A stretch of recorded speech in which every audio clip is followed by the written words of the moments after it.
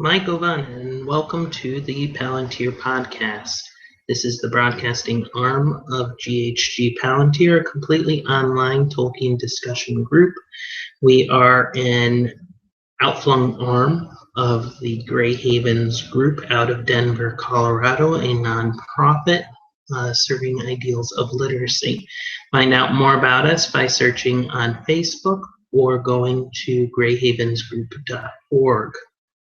Continuing our discussion of the Silmarillion by J.R.R. Tolkien, we have reached chapter 2 of Aule and Yavanna. This chapter is an interesting one because it seems to be a later insertion into the Quenta Silmarillion as such. And this is one of the elements that we were discussing today, is when exactly this may have made its appearance. Looking back through HOME, the History of Middle-earth, it would appear that it came in the form we have today, potentially somewhere in the 40s or 50s. Now, from the War of the Jewels book, volume 11, we can see the portion on the Ents come from around 1958, I believe was the date I found. The Dwarves, however, there is some reference to them being created by Aule in the 1937 version of Quenta. Looking at this chapter, what it is largely about is the creation of the Dwarves in their placement in creation in relation to the other children of Ilúvatar, the creation of the Ents, and the creation of the Eagles.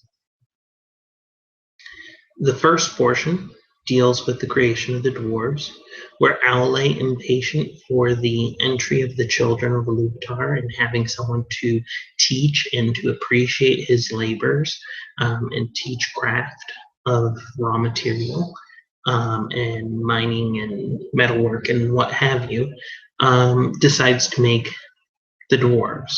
And he makes them specifically strong and unyielding, knowing that there is a lot of danger coming from Melkor. He's caught in this action, and the creation he makes are essentially automatons and follow his direction, follow his thought, but do not have free will. Ilúvatar confronts him, and Aule repents and is willing to destroy his creation, and in the moment that he lifts up his hammer to destroy the 7 fathers of the Dwarves, Ilúvatar gives them life and free will. And essentially an agreement is struck whereby the Dwarves are put to sleep and hidden away to awaken following the introduction of the children of Ilúvatar, elves and men, into Arda. Aule keeps this secret for a little while. Eventually his wife Yavanna finds out. She's peeved, and also finds out that the children of Ilúvatar too will harm her children, which are essentially all plants and animals, beasts of land and the sky. And so she goes to Manwë perturbed and says, well, what's going to happen to all my trees, which are going to be cut down and are defenseless? And mentions that even when they sang in the music of the Ainur, that there were trees that responded and sang as well. Manwë has a moment of introspection, thinking on the music, seeing the vision once again, and not only does he see the Ents, and that there's truth in what Yavanna has said, but that also there are eagles that fly through the sky. And essentially all of these elements will come into being with the introduction, with the birth, the awakening of elves and men.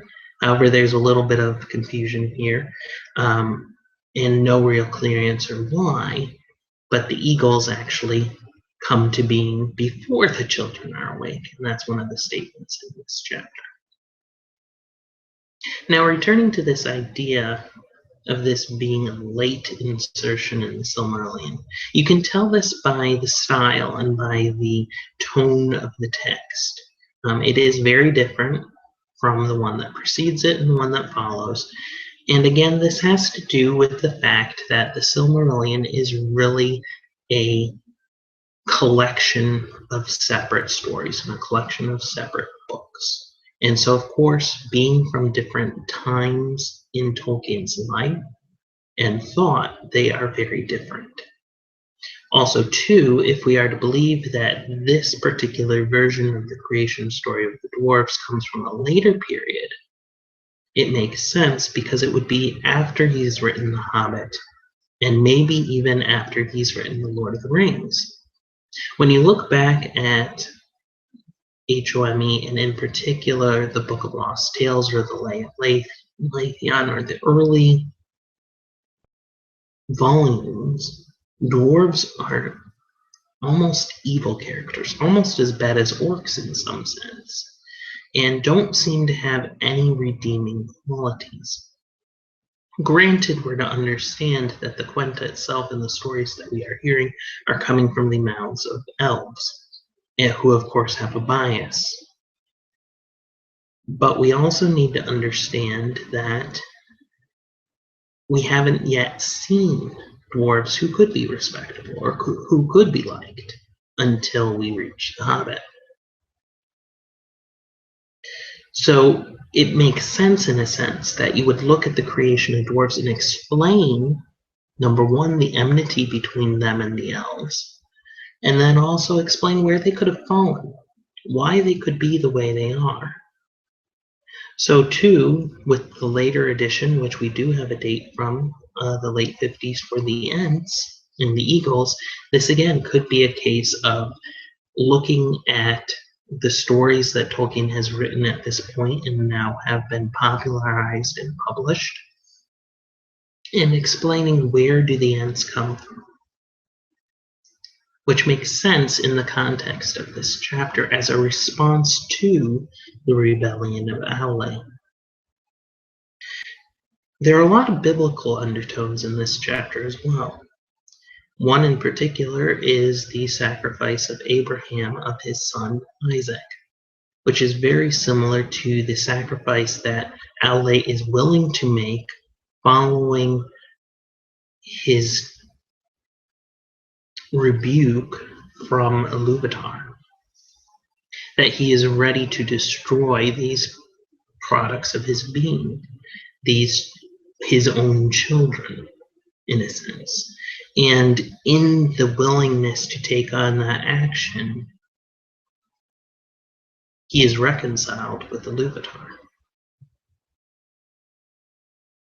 There's also a sense in which this has echoes of the story in Genesis with the serpent, where God tells the serpent, I will set up enmity between you and the man, and between you and the woman, and you will strike at her heel, and he will strike at your head. Iluvatar states to Aule that often strife shall arise between thine and mine, the children of my adoption and the children of my choice. That language is critical because the dwarves become children of Iluvatar through adoption, whereas men and elves are, literally and from their inception, the children of Iluvatar. This really explains and comes to the heart of the enmity that exists between elves and dwarves, because the elves are the firstborn. The dwarves, however, are put to sleep. They technically, in a sense, could be termed the firstborn when they are woken by Iluvatar and given wills before they go to sleep and are hidden by Aule. But they are put to sleep only to awaken then after the fact, after the Eldar have awoken. And this explains why the two are at loggerheads against each other.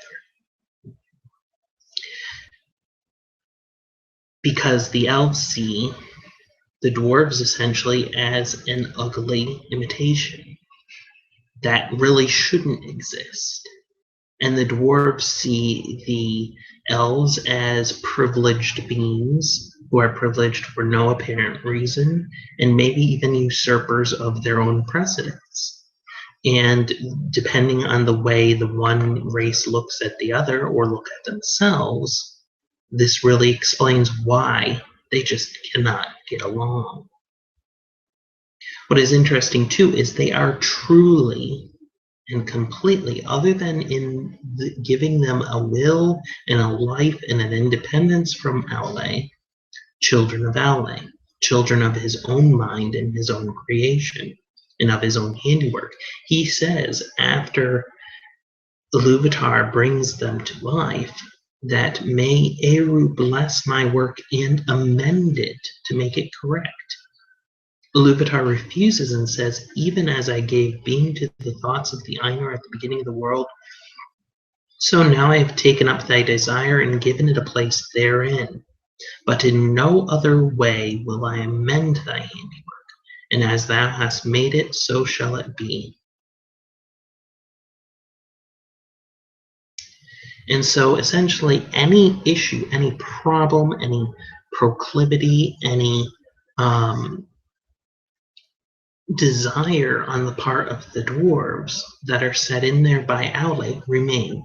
Any faults that were put in there, any mistakes that Aule made remain. The only thing Iluvatar does is give them a place within the music, a place within Arda.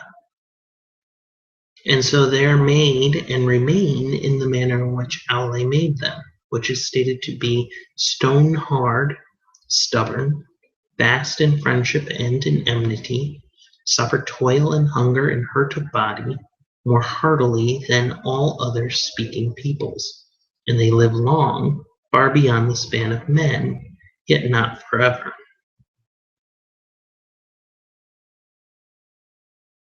And yet, we looked before with the Valaquenta at the nature of Aule and Melkor and how the two of them are similar.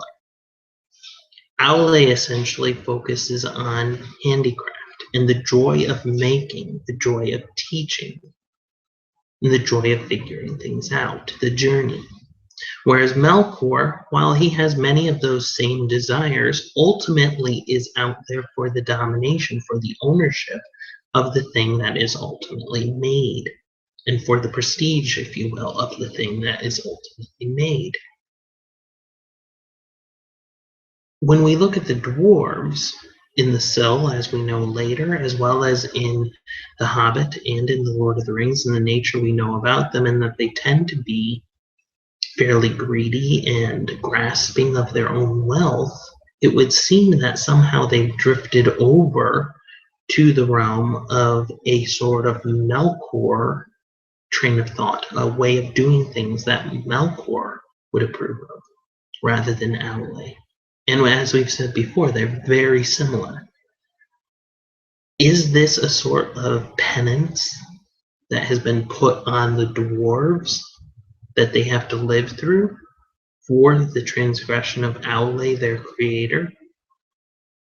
Or is this just simply an inborn, from the beginning, proclivity that they have towards falling in this way? Because in a sense, this is, again, similar to the rebellion or the fall, if you will, before the repentance of Aule. It's rather than being fully content with the process of making and of making things to help others, rather making something for the purpose of ownership or control or love, in this case, of one's own.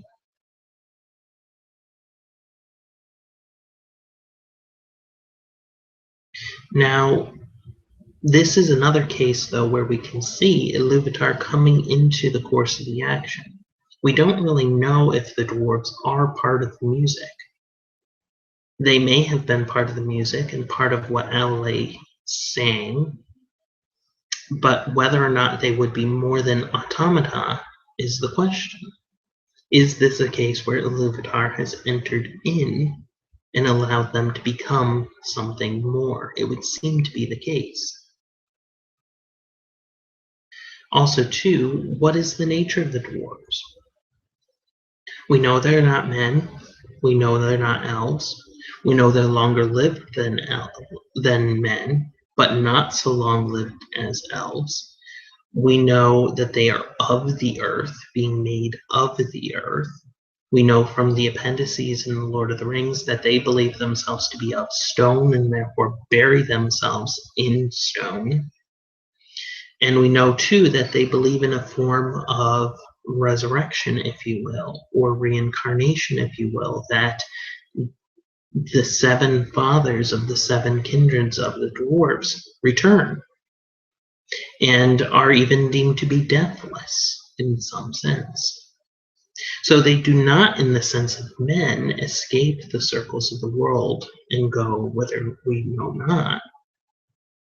They do not at the same time appear to go to Mandos in the manner of the elves in return, but they do appear to be tied into the earth, almost in the sense that they are of the earth and they return to the earth and then can come back again as another dwarf, which in some sense lends credence to the joke of that they spring from the ground without any dwarf women. So in a sense, they have a similar cycle to the Eldar of being contained within the circles of Arda and yet distinctly different. As one of our members said, they're allowed to check out, but never leave, or leave in the sense that men can. So after this, Aule puts the dwarves into a sleep, or Iluvatar rather does, and he puts them at mountains strewn around the world essentially until they're to be awoken, and they're hidden away. Eventually he tells of their creation to his wife Yavanna, who of course is peeved because it's another creation that can potentially ruin or kill or destroy or mar her own. She's already had to deal with Melkor, corrupting the trees and the beasts and turning them violent or molding or rotting away. And when you think about it, Yavanna, in a sense, although she is not the queen of Arda, Garda is, and Manwë's the king, the two of them essentially don't do very much, at least in terms of creation. The two or three primary forces of creation that we see are Aule in the formation of mountains and valleys, Ulmo in the creation of the seas, the rivers, the ponds, the lakes, so on and so forth, and Yavanna. And Yavanna is the one who really has done a lot in terms of creating light. And her trees, her forests, her flowers and plants and beasts have come to cover Arda. And to some degree, she's been allowed to, for countless eons, rule the roost. And so she is very noticeably angry, if not surprised and shocked, by the notion that this will not always be so. And that her own creations will potentially at one point or another be in danger. And so she goes to Manwë and speaks to him of her interpretation or her recollection of the music and her wish that her creations can be protected.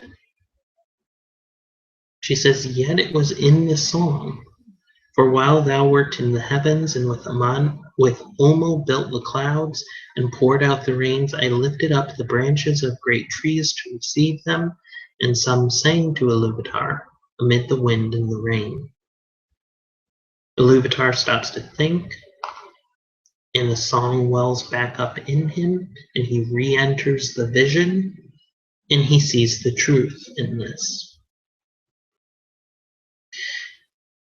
and that when the children awake, then the thought of Yavanna will awake also, and it will summon spirits from afar, and they will go among the Kelvar and the Olvar, and some will dwell therein, and be held in reverence, and there just anger shall be feared.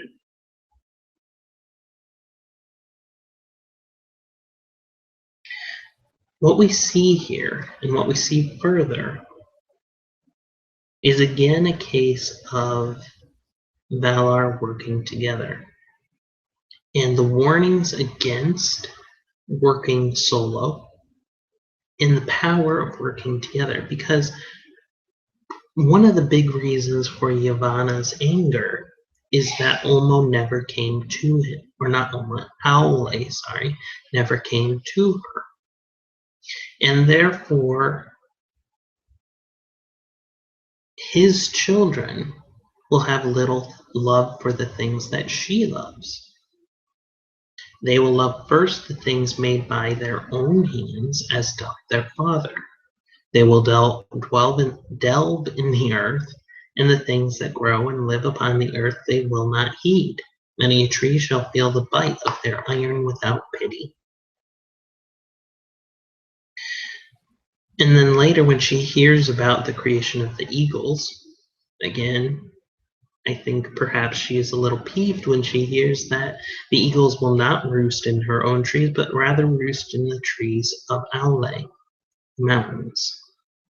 And we see a couple of cases here of the mountains thrust into the air, united with the eagles, who are the messengers of Manwe. We have the water cycle that's created between Manwe and Ulmo, and we see how working together is seen or reinforced as the desired way of doing things.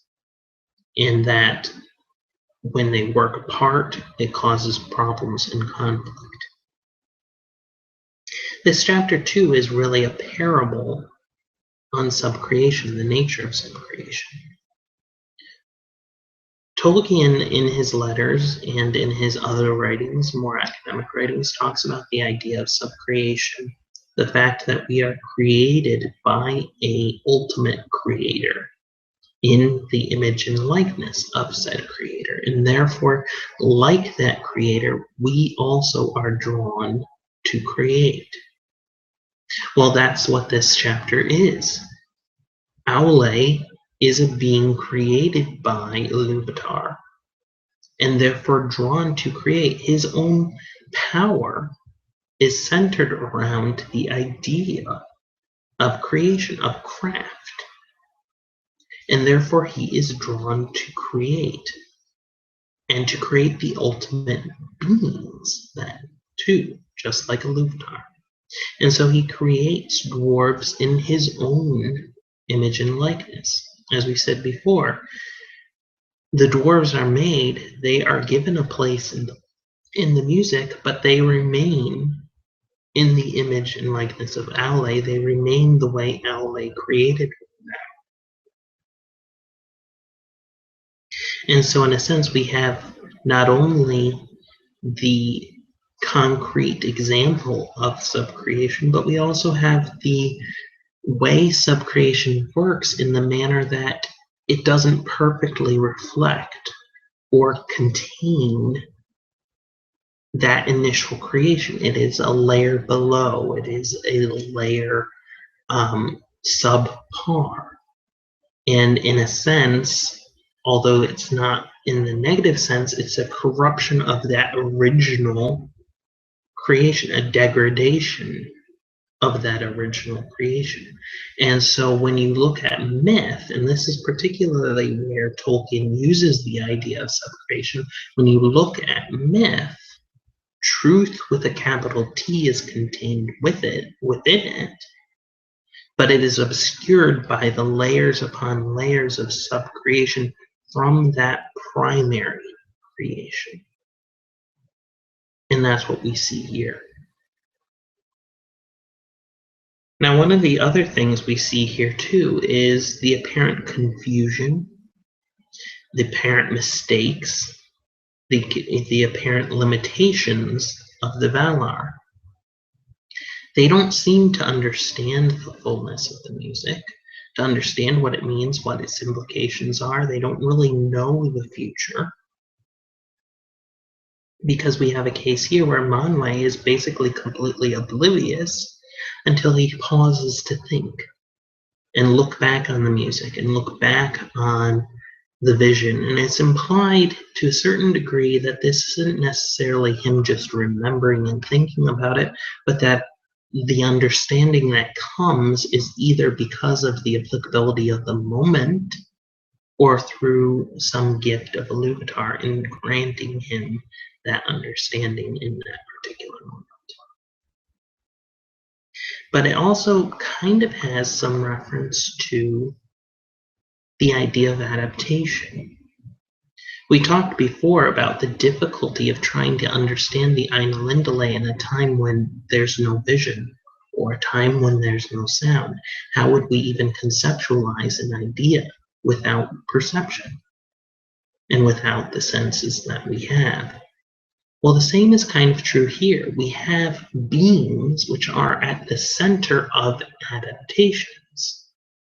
We have them in the music, and the music is a concrete framework. It is a form of creation. We have that music then built into and translated into a vision, and then that vision given physical form, and that physical form entered into by the Ainur who become Valar and then have to enact the vision and the music.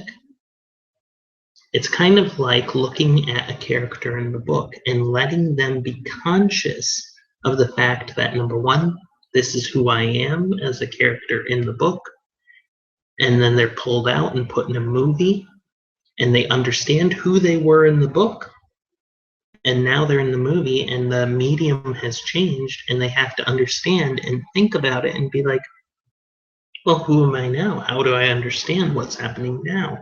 This is what is happening literally to the Valar. They existed in a state which was music, which became vision, which became physical, and then that physical entered into time. How do you begin to understand those shifts in understanding? We talked about Gandalf in particular in the Istari, and Gandalf coming back as Gandalf the White after being quote-unquote killed by the Balrog in Moria.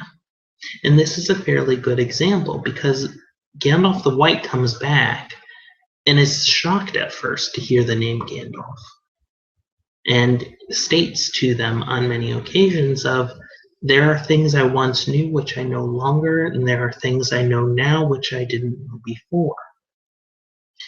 That essentially, in this new form as a incarnated Maiar, certain things are accessible and certain things are not. You can look at it as if he's been put through a sieve through each transformation from Ainur to Maiar to Istari, and understand that at certain phases in each transformation, certain things are, certain powers, certain knowledge is available to him, and certain portions of that knowledge are no longer available to him. And yet, to some degree, he's aware of that difference. So there's levels of transformation, not only in physical form, but in terms of understanding and in terms of senses. Do the Ainur have different senses from what the Valar have? Do the children have different senses from what the Valar have? We don't know. But it would seem to explain in large degree why the Valar can make mistakes, why they can act so unknowing, and yet no glimpses of the future, no glimpses of the past. They have a certain amount of it that is clear to them, and yet a lot of it is up to interpretation.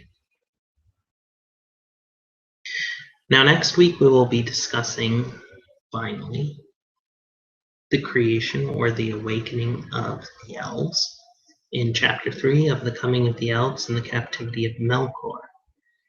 Should be an interesting discussion. I hope you join us. Look for us on Facebook, Greyhaven's Group Reading Group, or at greyhavensgroup.org.